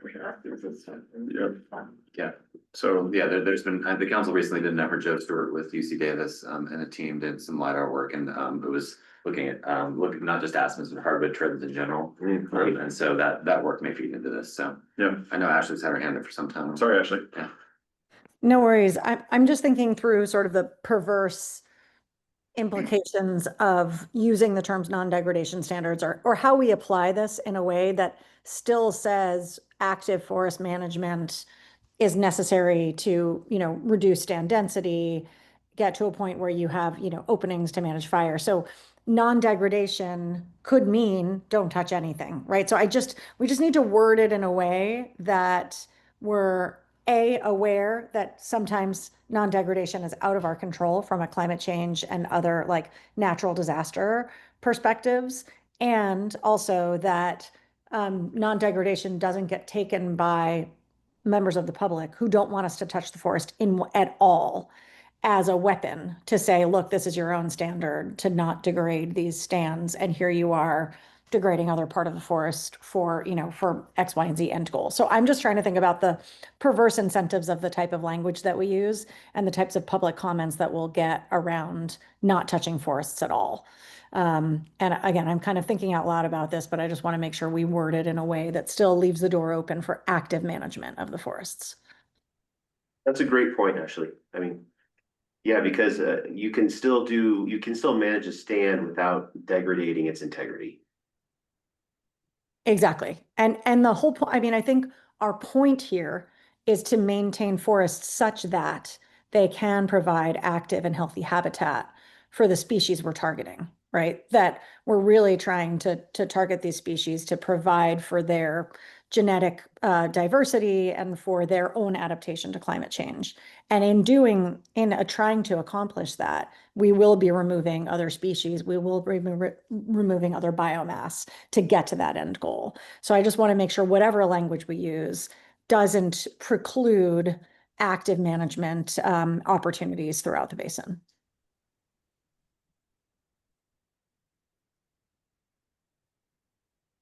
We can work with legal to get that right in terms of what the standard of the language should look like and then run it back.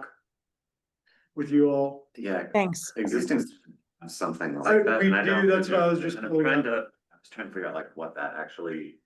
'Cause I had heartburn in terms of well, the way they're written now and didn't want to like flag the same thing I flagged before of like, look, we're just gonna leave it, but I don't know if. Some of these things fit under that same umbrella or should be written in the same way to be maintain consistency, so. Yeah, I mean, we just need to remember, like, think about the average person who doesn't want to see the forest touched, right? And so if the goal is managing the forest actively towards a healthy condition, healthy, sustainable condition as the climate changes, as we confront natural disaster, we have to, again, maybe it's a stating the intent, right? The intent is to keep forests as forests to, ensure the long-term or the longevity of these forest types as the climate changes, like put that intent in and then go through where the thresholds come from. So that we don't inadvertently preclude some types of actions that we want to encourage. Is there a way to have some type of non-degradation that allows for exceptions for, say, emergency actions or public health and safety and the way things are written so that it wouldn't be considered as like environmental backsliding per se, because that's probably where legal would push. So it's generally fallen under the standard Bob reference was related to allowing appropriate management practices. Mhm. And I think we don't specifically say for public health and safety, it says to preserve the diversity and richness of the forest. And I think we've interpreted that to me, like if you're doing it in order to prevent catastrophic wildfire, it is appropriate management. I think another thing, and this is probably a simple fix, but I think Ashley, you've done a good job of bringing up the fact that like a lot of what we're doing and a lot of what we're trying to accomplish is managing for fire risk. And and we haven't talked much, frankly, about the standards that you're proposing for fire, because at least from my seat, like, yep, that looks good. Maybe you need to flip those up and put those up front in terms of like, no, we're managing the forest and here's what we're trying to accomplish to your point as far as intent. Here are our objectives as it relates to fire management. And then the discussion of serial stage, stand density, and all these other things fit under that broader umbrella of what if we have a healthy forest for fire, these are things that would be part of that. And then we can have the conversation about other, hardwood stands and other things that fit into that too. But I think that from a perception standpoint, the fire conversation is going to continue to be front and center. So you may just think about organizing your presentation and how it's put forward. I don't think it changes content that much. I just think it's something that kind of puts you on the offensive with respect to the fire discussion. I like that. That's a good approach. Yeah, so it could be that you emphasize wildfire risk reduction as the overall target, and maybe you could even do a map that shows current wildfire risk in the basin. And, demonstrate the current conditions and the likelihood of catastrophic fire as what we're starting from. And so overall, the goal is wildfire risk reduction, and in achieving that requires A, B, and C. Therefore, these thresholds will allow us to understand over time how we're reducing wildfire risk and ensuring the integrity of the forests.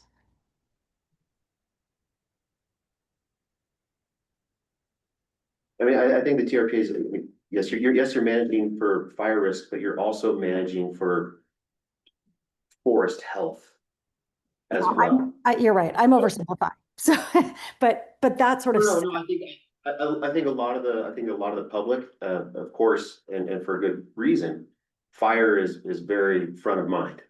But I think that we can't lose sight of managing for forest health and biodiversity and really the biological integrity of our forests as well. So. I think we can set that up with a description of a healthy forest, right? So you can show a map of current wildfire risk, and then you could describe a healthy forest as one that contains, habitat, stable, stable soils, right? Like you can kind of go through a description of a healthy forest and talk about managing for both healthy forests and wildfire risk reduction. I think like we always get into these arguments over what we're managing for. Is it carbon? Is it water? Is it health? Is it fire risk reduction? And I think the point is at the end of the day, wildfire resilience and forest health and community resilience includes all of those pieces. And so you kind of have to describe the entire set that we have to accomplish all of this. And actually these thresholds map then to measuring each of the elements of what makes a healthy forest. And so wildfire risk reduction is just maybe one of those measures, and carbon stability and water provisioning, right? Each of those as thresholds are just the things that we're measuring to get a sense of how we're moving towards a healthier forest condition or a more wildfire resilient or a more community resilient forest health condition. But then each of the thresholds become puzzle pieces towards achieving the desired end goal. And I think that is how we should be thinking about it. Like, and it's the same way in water quality. Like, you don't just hit one standard and you get it all. Like, there's different elements that relate to good water quality or healthy forest. We have standards for each.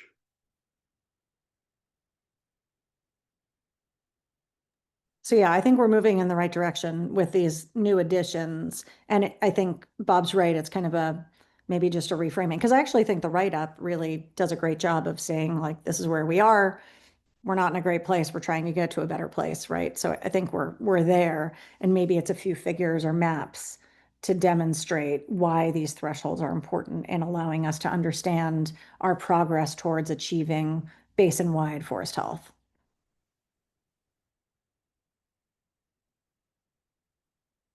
Yeah, and achieving basin-wide forest health through filling of those holes like I was talking about. Yeah. I think that's important. I think it is too. It's like a picture right there. Definitely. That's it.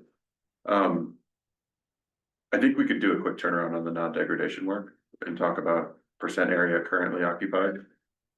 There's some good mapping on Aspen, subalpine conifers in the data set we've used. And we could frame that as not just white bark pine, but this is the suite of subalpine conifer species we're talking about. Yeah, but I also think it's important to include white bark pine specifically, Okay, and not just group it in. I cause it's on the endangered species. Yeah. So. because especially, and I know that this isn't included with the other sensitive species. We're not really talking about any of those, but like and you've heard me talk about this before, Dan, I know, and DPC. The Erebus, we really need to have a big conversation about Erebus rigidissima. I don't really think it should be on the list anymore. Okay. And there's a number of people that feel the same way. So I think that can be for a future different discussion. But do you guys understand where I'm coming from with with the aspen and the white bark pine? Is that, Yeah, do you guys support like having, I think getting some additional information and I think to your point of like, from a forest health perspective, and then like, it's important to consider all of these different elements that are critical to forest health and in some cases threatened or otherwise, under some kind of attack. And I'm with you in terms of the hardwood species, and that's why the council, when we did a project looking at a variety of different things in the upland, like mapping hardwoods was a high priority. In terms of understanding the trends and where things have been, because we know we're losing hardwood stands. right? And so it makes sense for that to be a part of the threshold conversation or what we're trying to accomplish, because it's a clear management direction. I think, I know the Forest Service has specific management objectives as it relates to aspens and other hardwoods. And so making sure that our overall objectives and thresholds fit. So it's a wordy way of saying, I get it.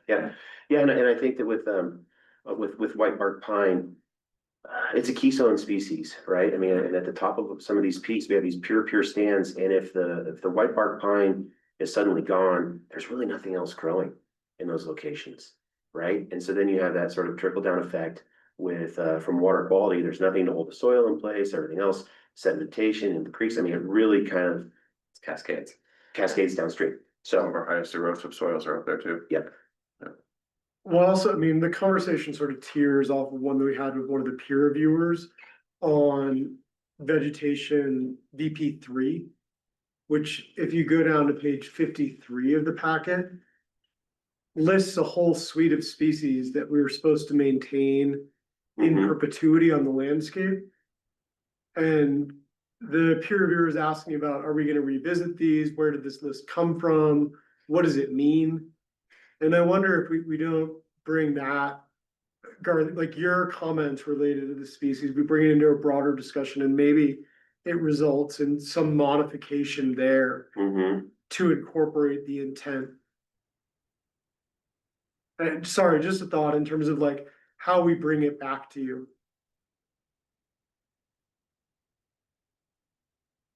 I think I'd rather leave it up to you guys. You know, that's what I mean. Yeah, I'm just, it was like raised in Yeah. a separate discussion of like, these are all important. What are you doing with them? And our thought was, because we don't have numeric targets for them, we're leaving them. Right? Right. To preserve that intent. right. But maybe it needs to be a more robust, like, I feel like we've had a lot of conversation around intent. In terms of these standards, so maybe it's something related to that in this, but we'll loop back with our legal staff as well. Yeah, and there's a little bit of a pet peeve that I have here. And this goes through the code and also through through all the thresholds. It's the use of common names for these, plant and animal species. Common names change. And I think, being a scientist, being a biologist, I really think it's important to include species, genus and species names in here. Because then look all the way you get to the bottom of EP3, and what's the last word? Draba. You know how many drabas there are? Yeah, A lot.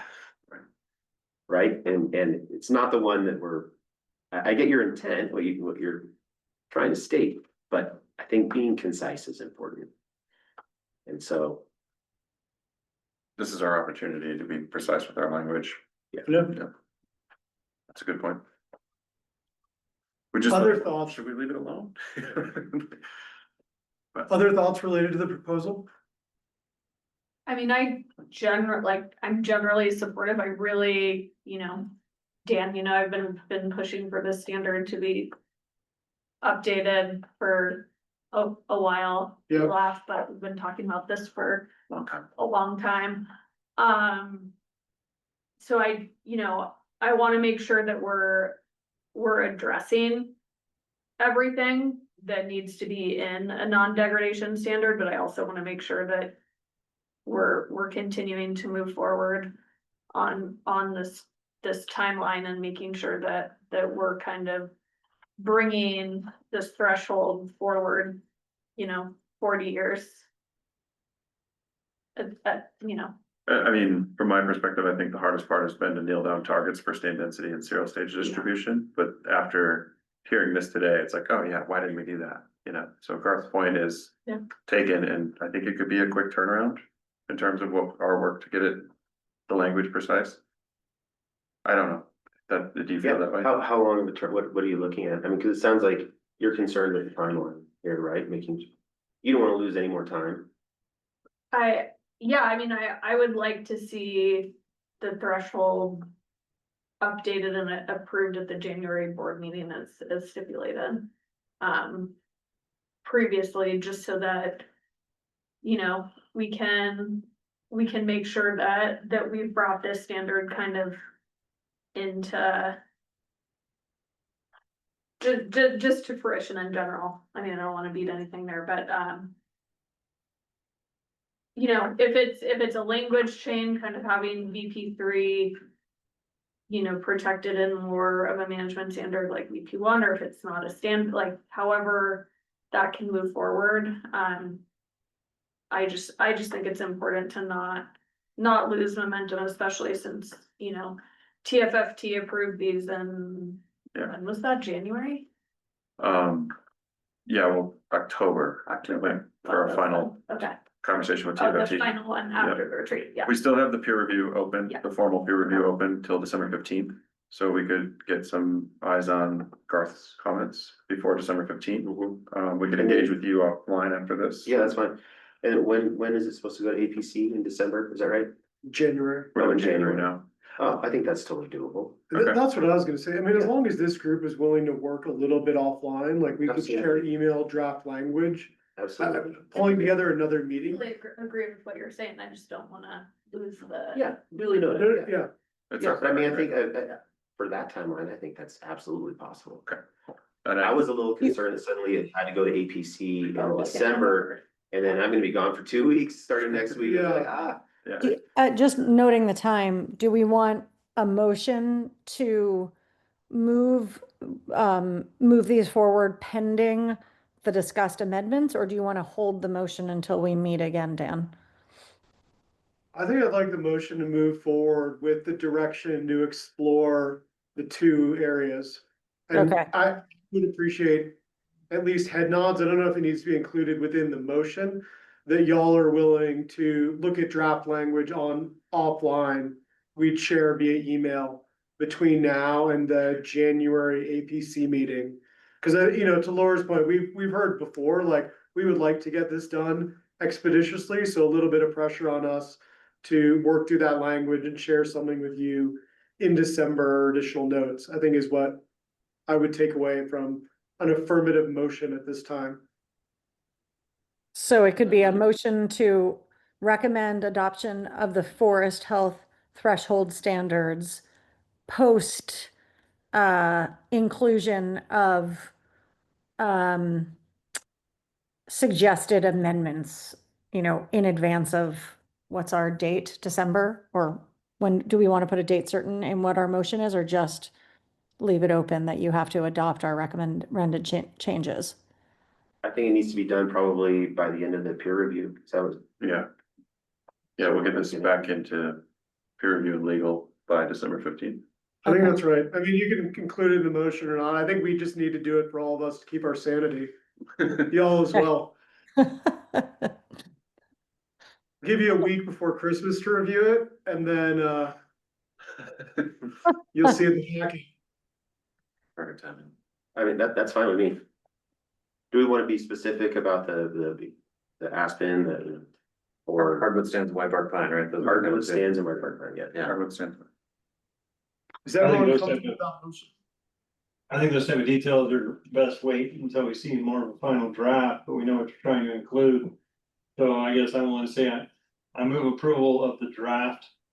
Still waiting on the final resolution. Yes. Agree. Second, Yes. Sounds good. Yes. awesome. Good discussion. Thank you, James. Nice work on Thank you. all of this. Thank you. Guys, it's been yeoman's work. Thank you. Thank you all for sticking with us during this process. I will now, does anyone have any additional comment before I go to public comment? You have to go to public comment? I don't appreciate the laughter. Seeing no hands raised to make public comment, I will close the public comment period. And the meeting is adjourned. Thank you. Thank you all for your Thank you. service.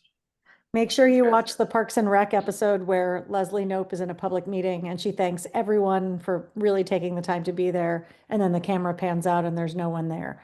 So. That's about every Public service. legislative, that's about like every legislative meeting out there. Exactly. We've all run those meetings. Correct. We have not yet had one of those at TRPA. That's We've true. had plenty of active and involved and thankful to have. Jeremy, so. input. Thank With That's that, correct. good day. Yes. See y'all soon. you guys. Thanks, guys. Yeah. Thank you all.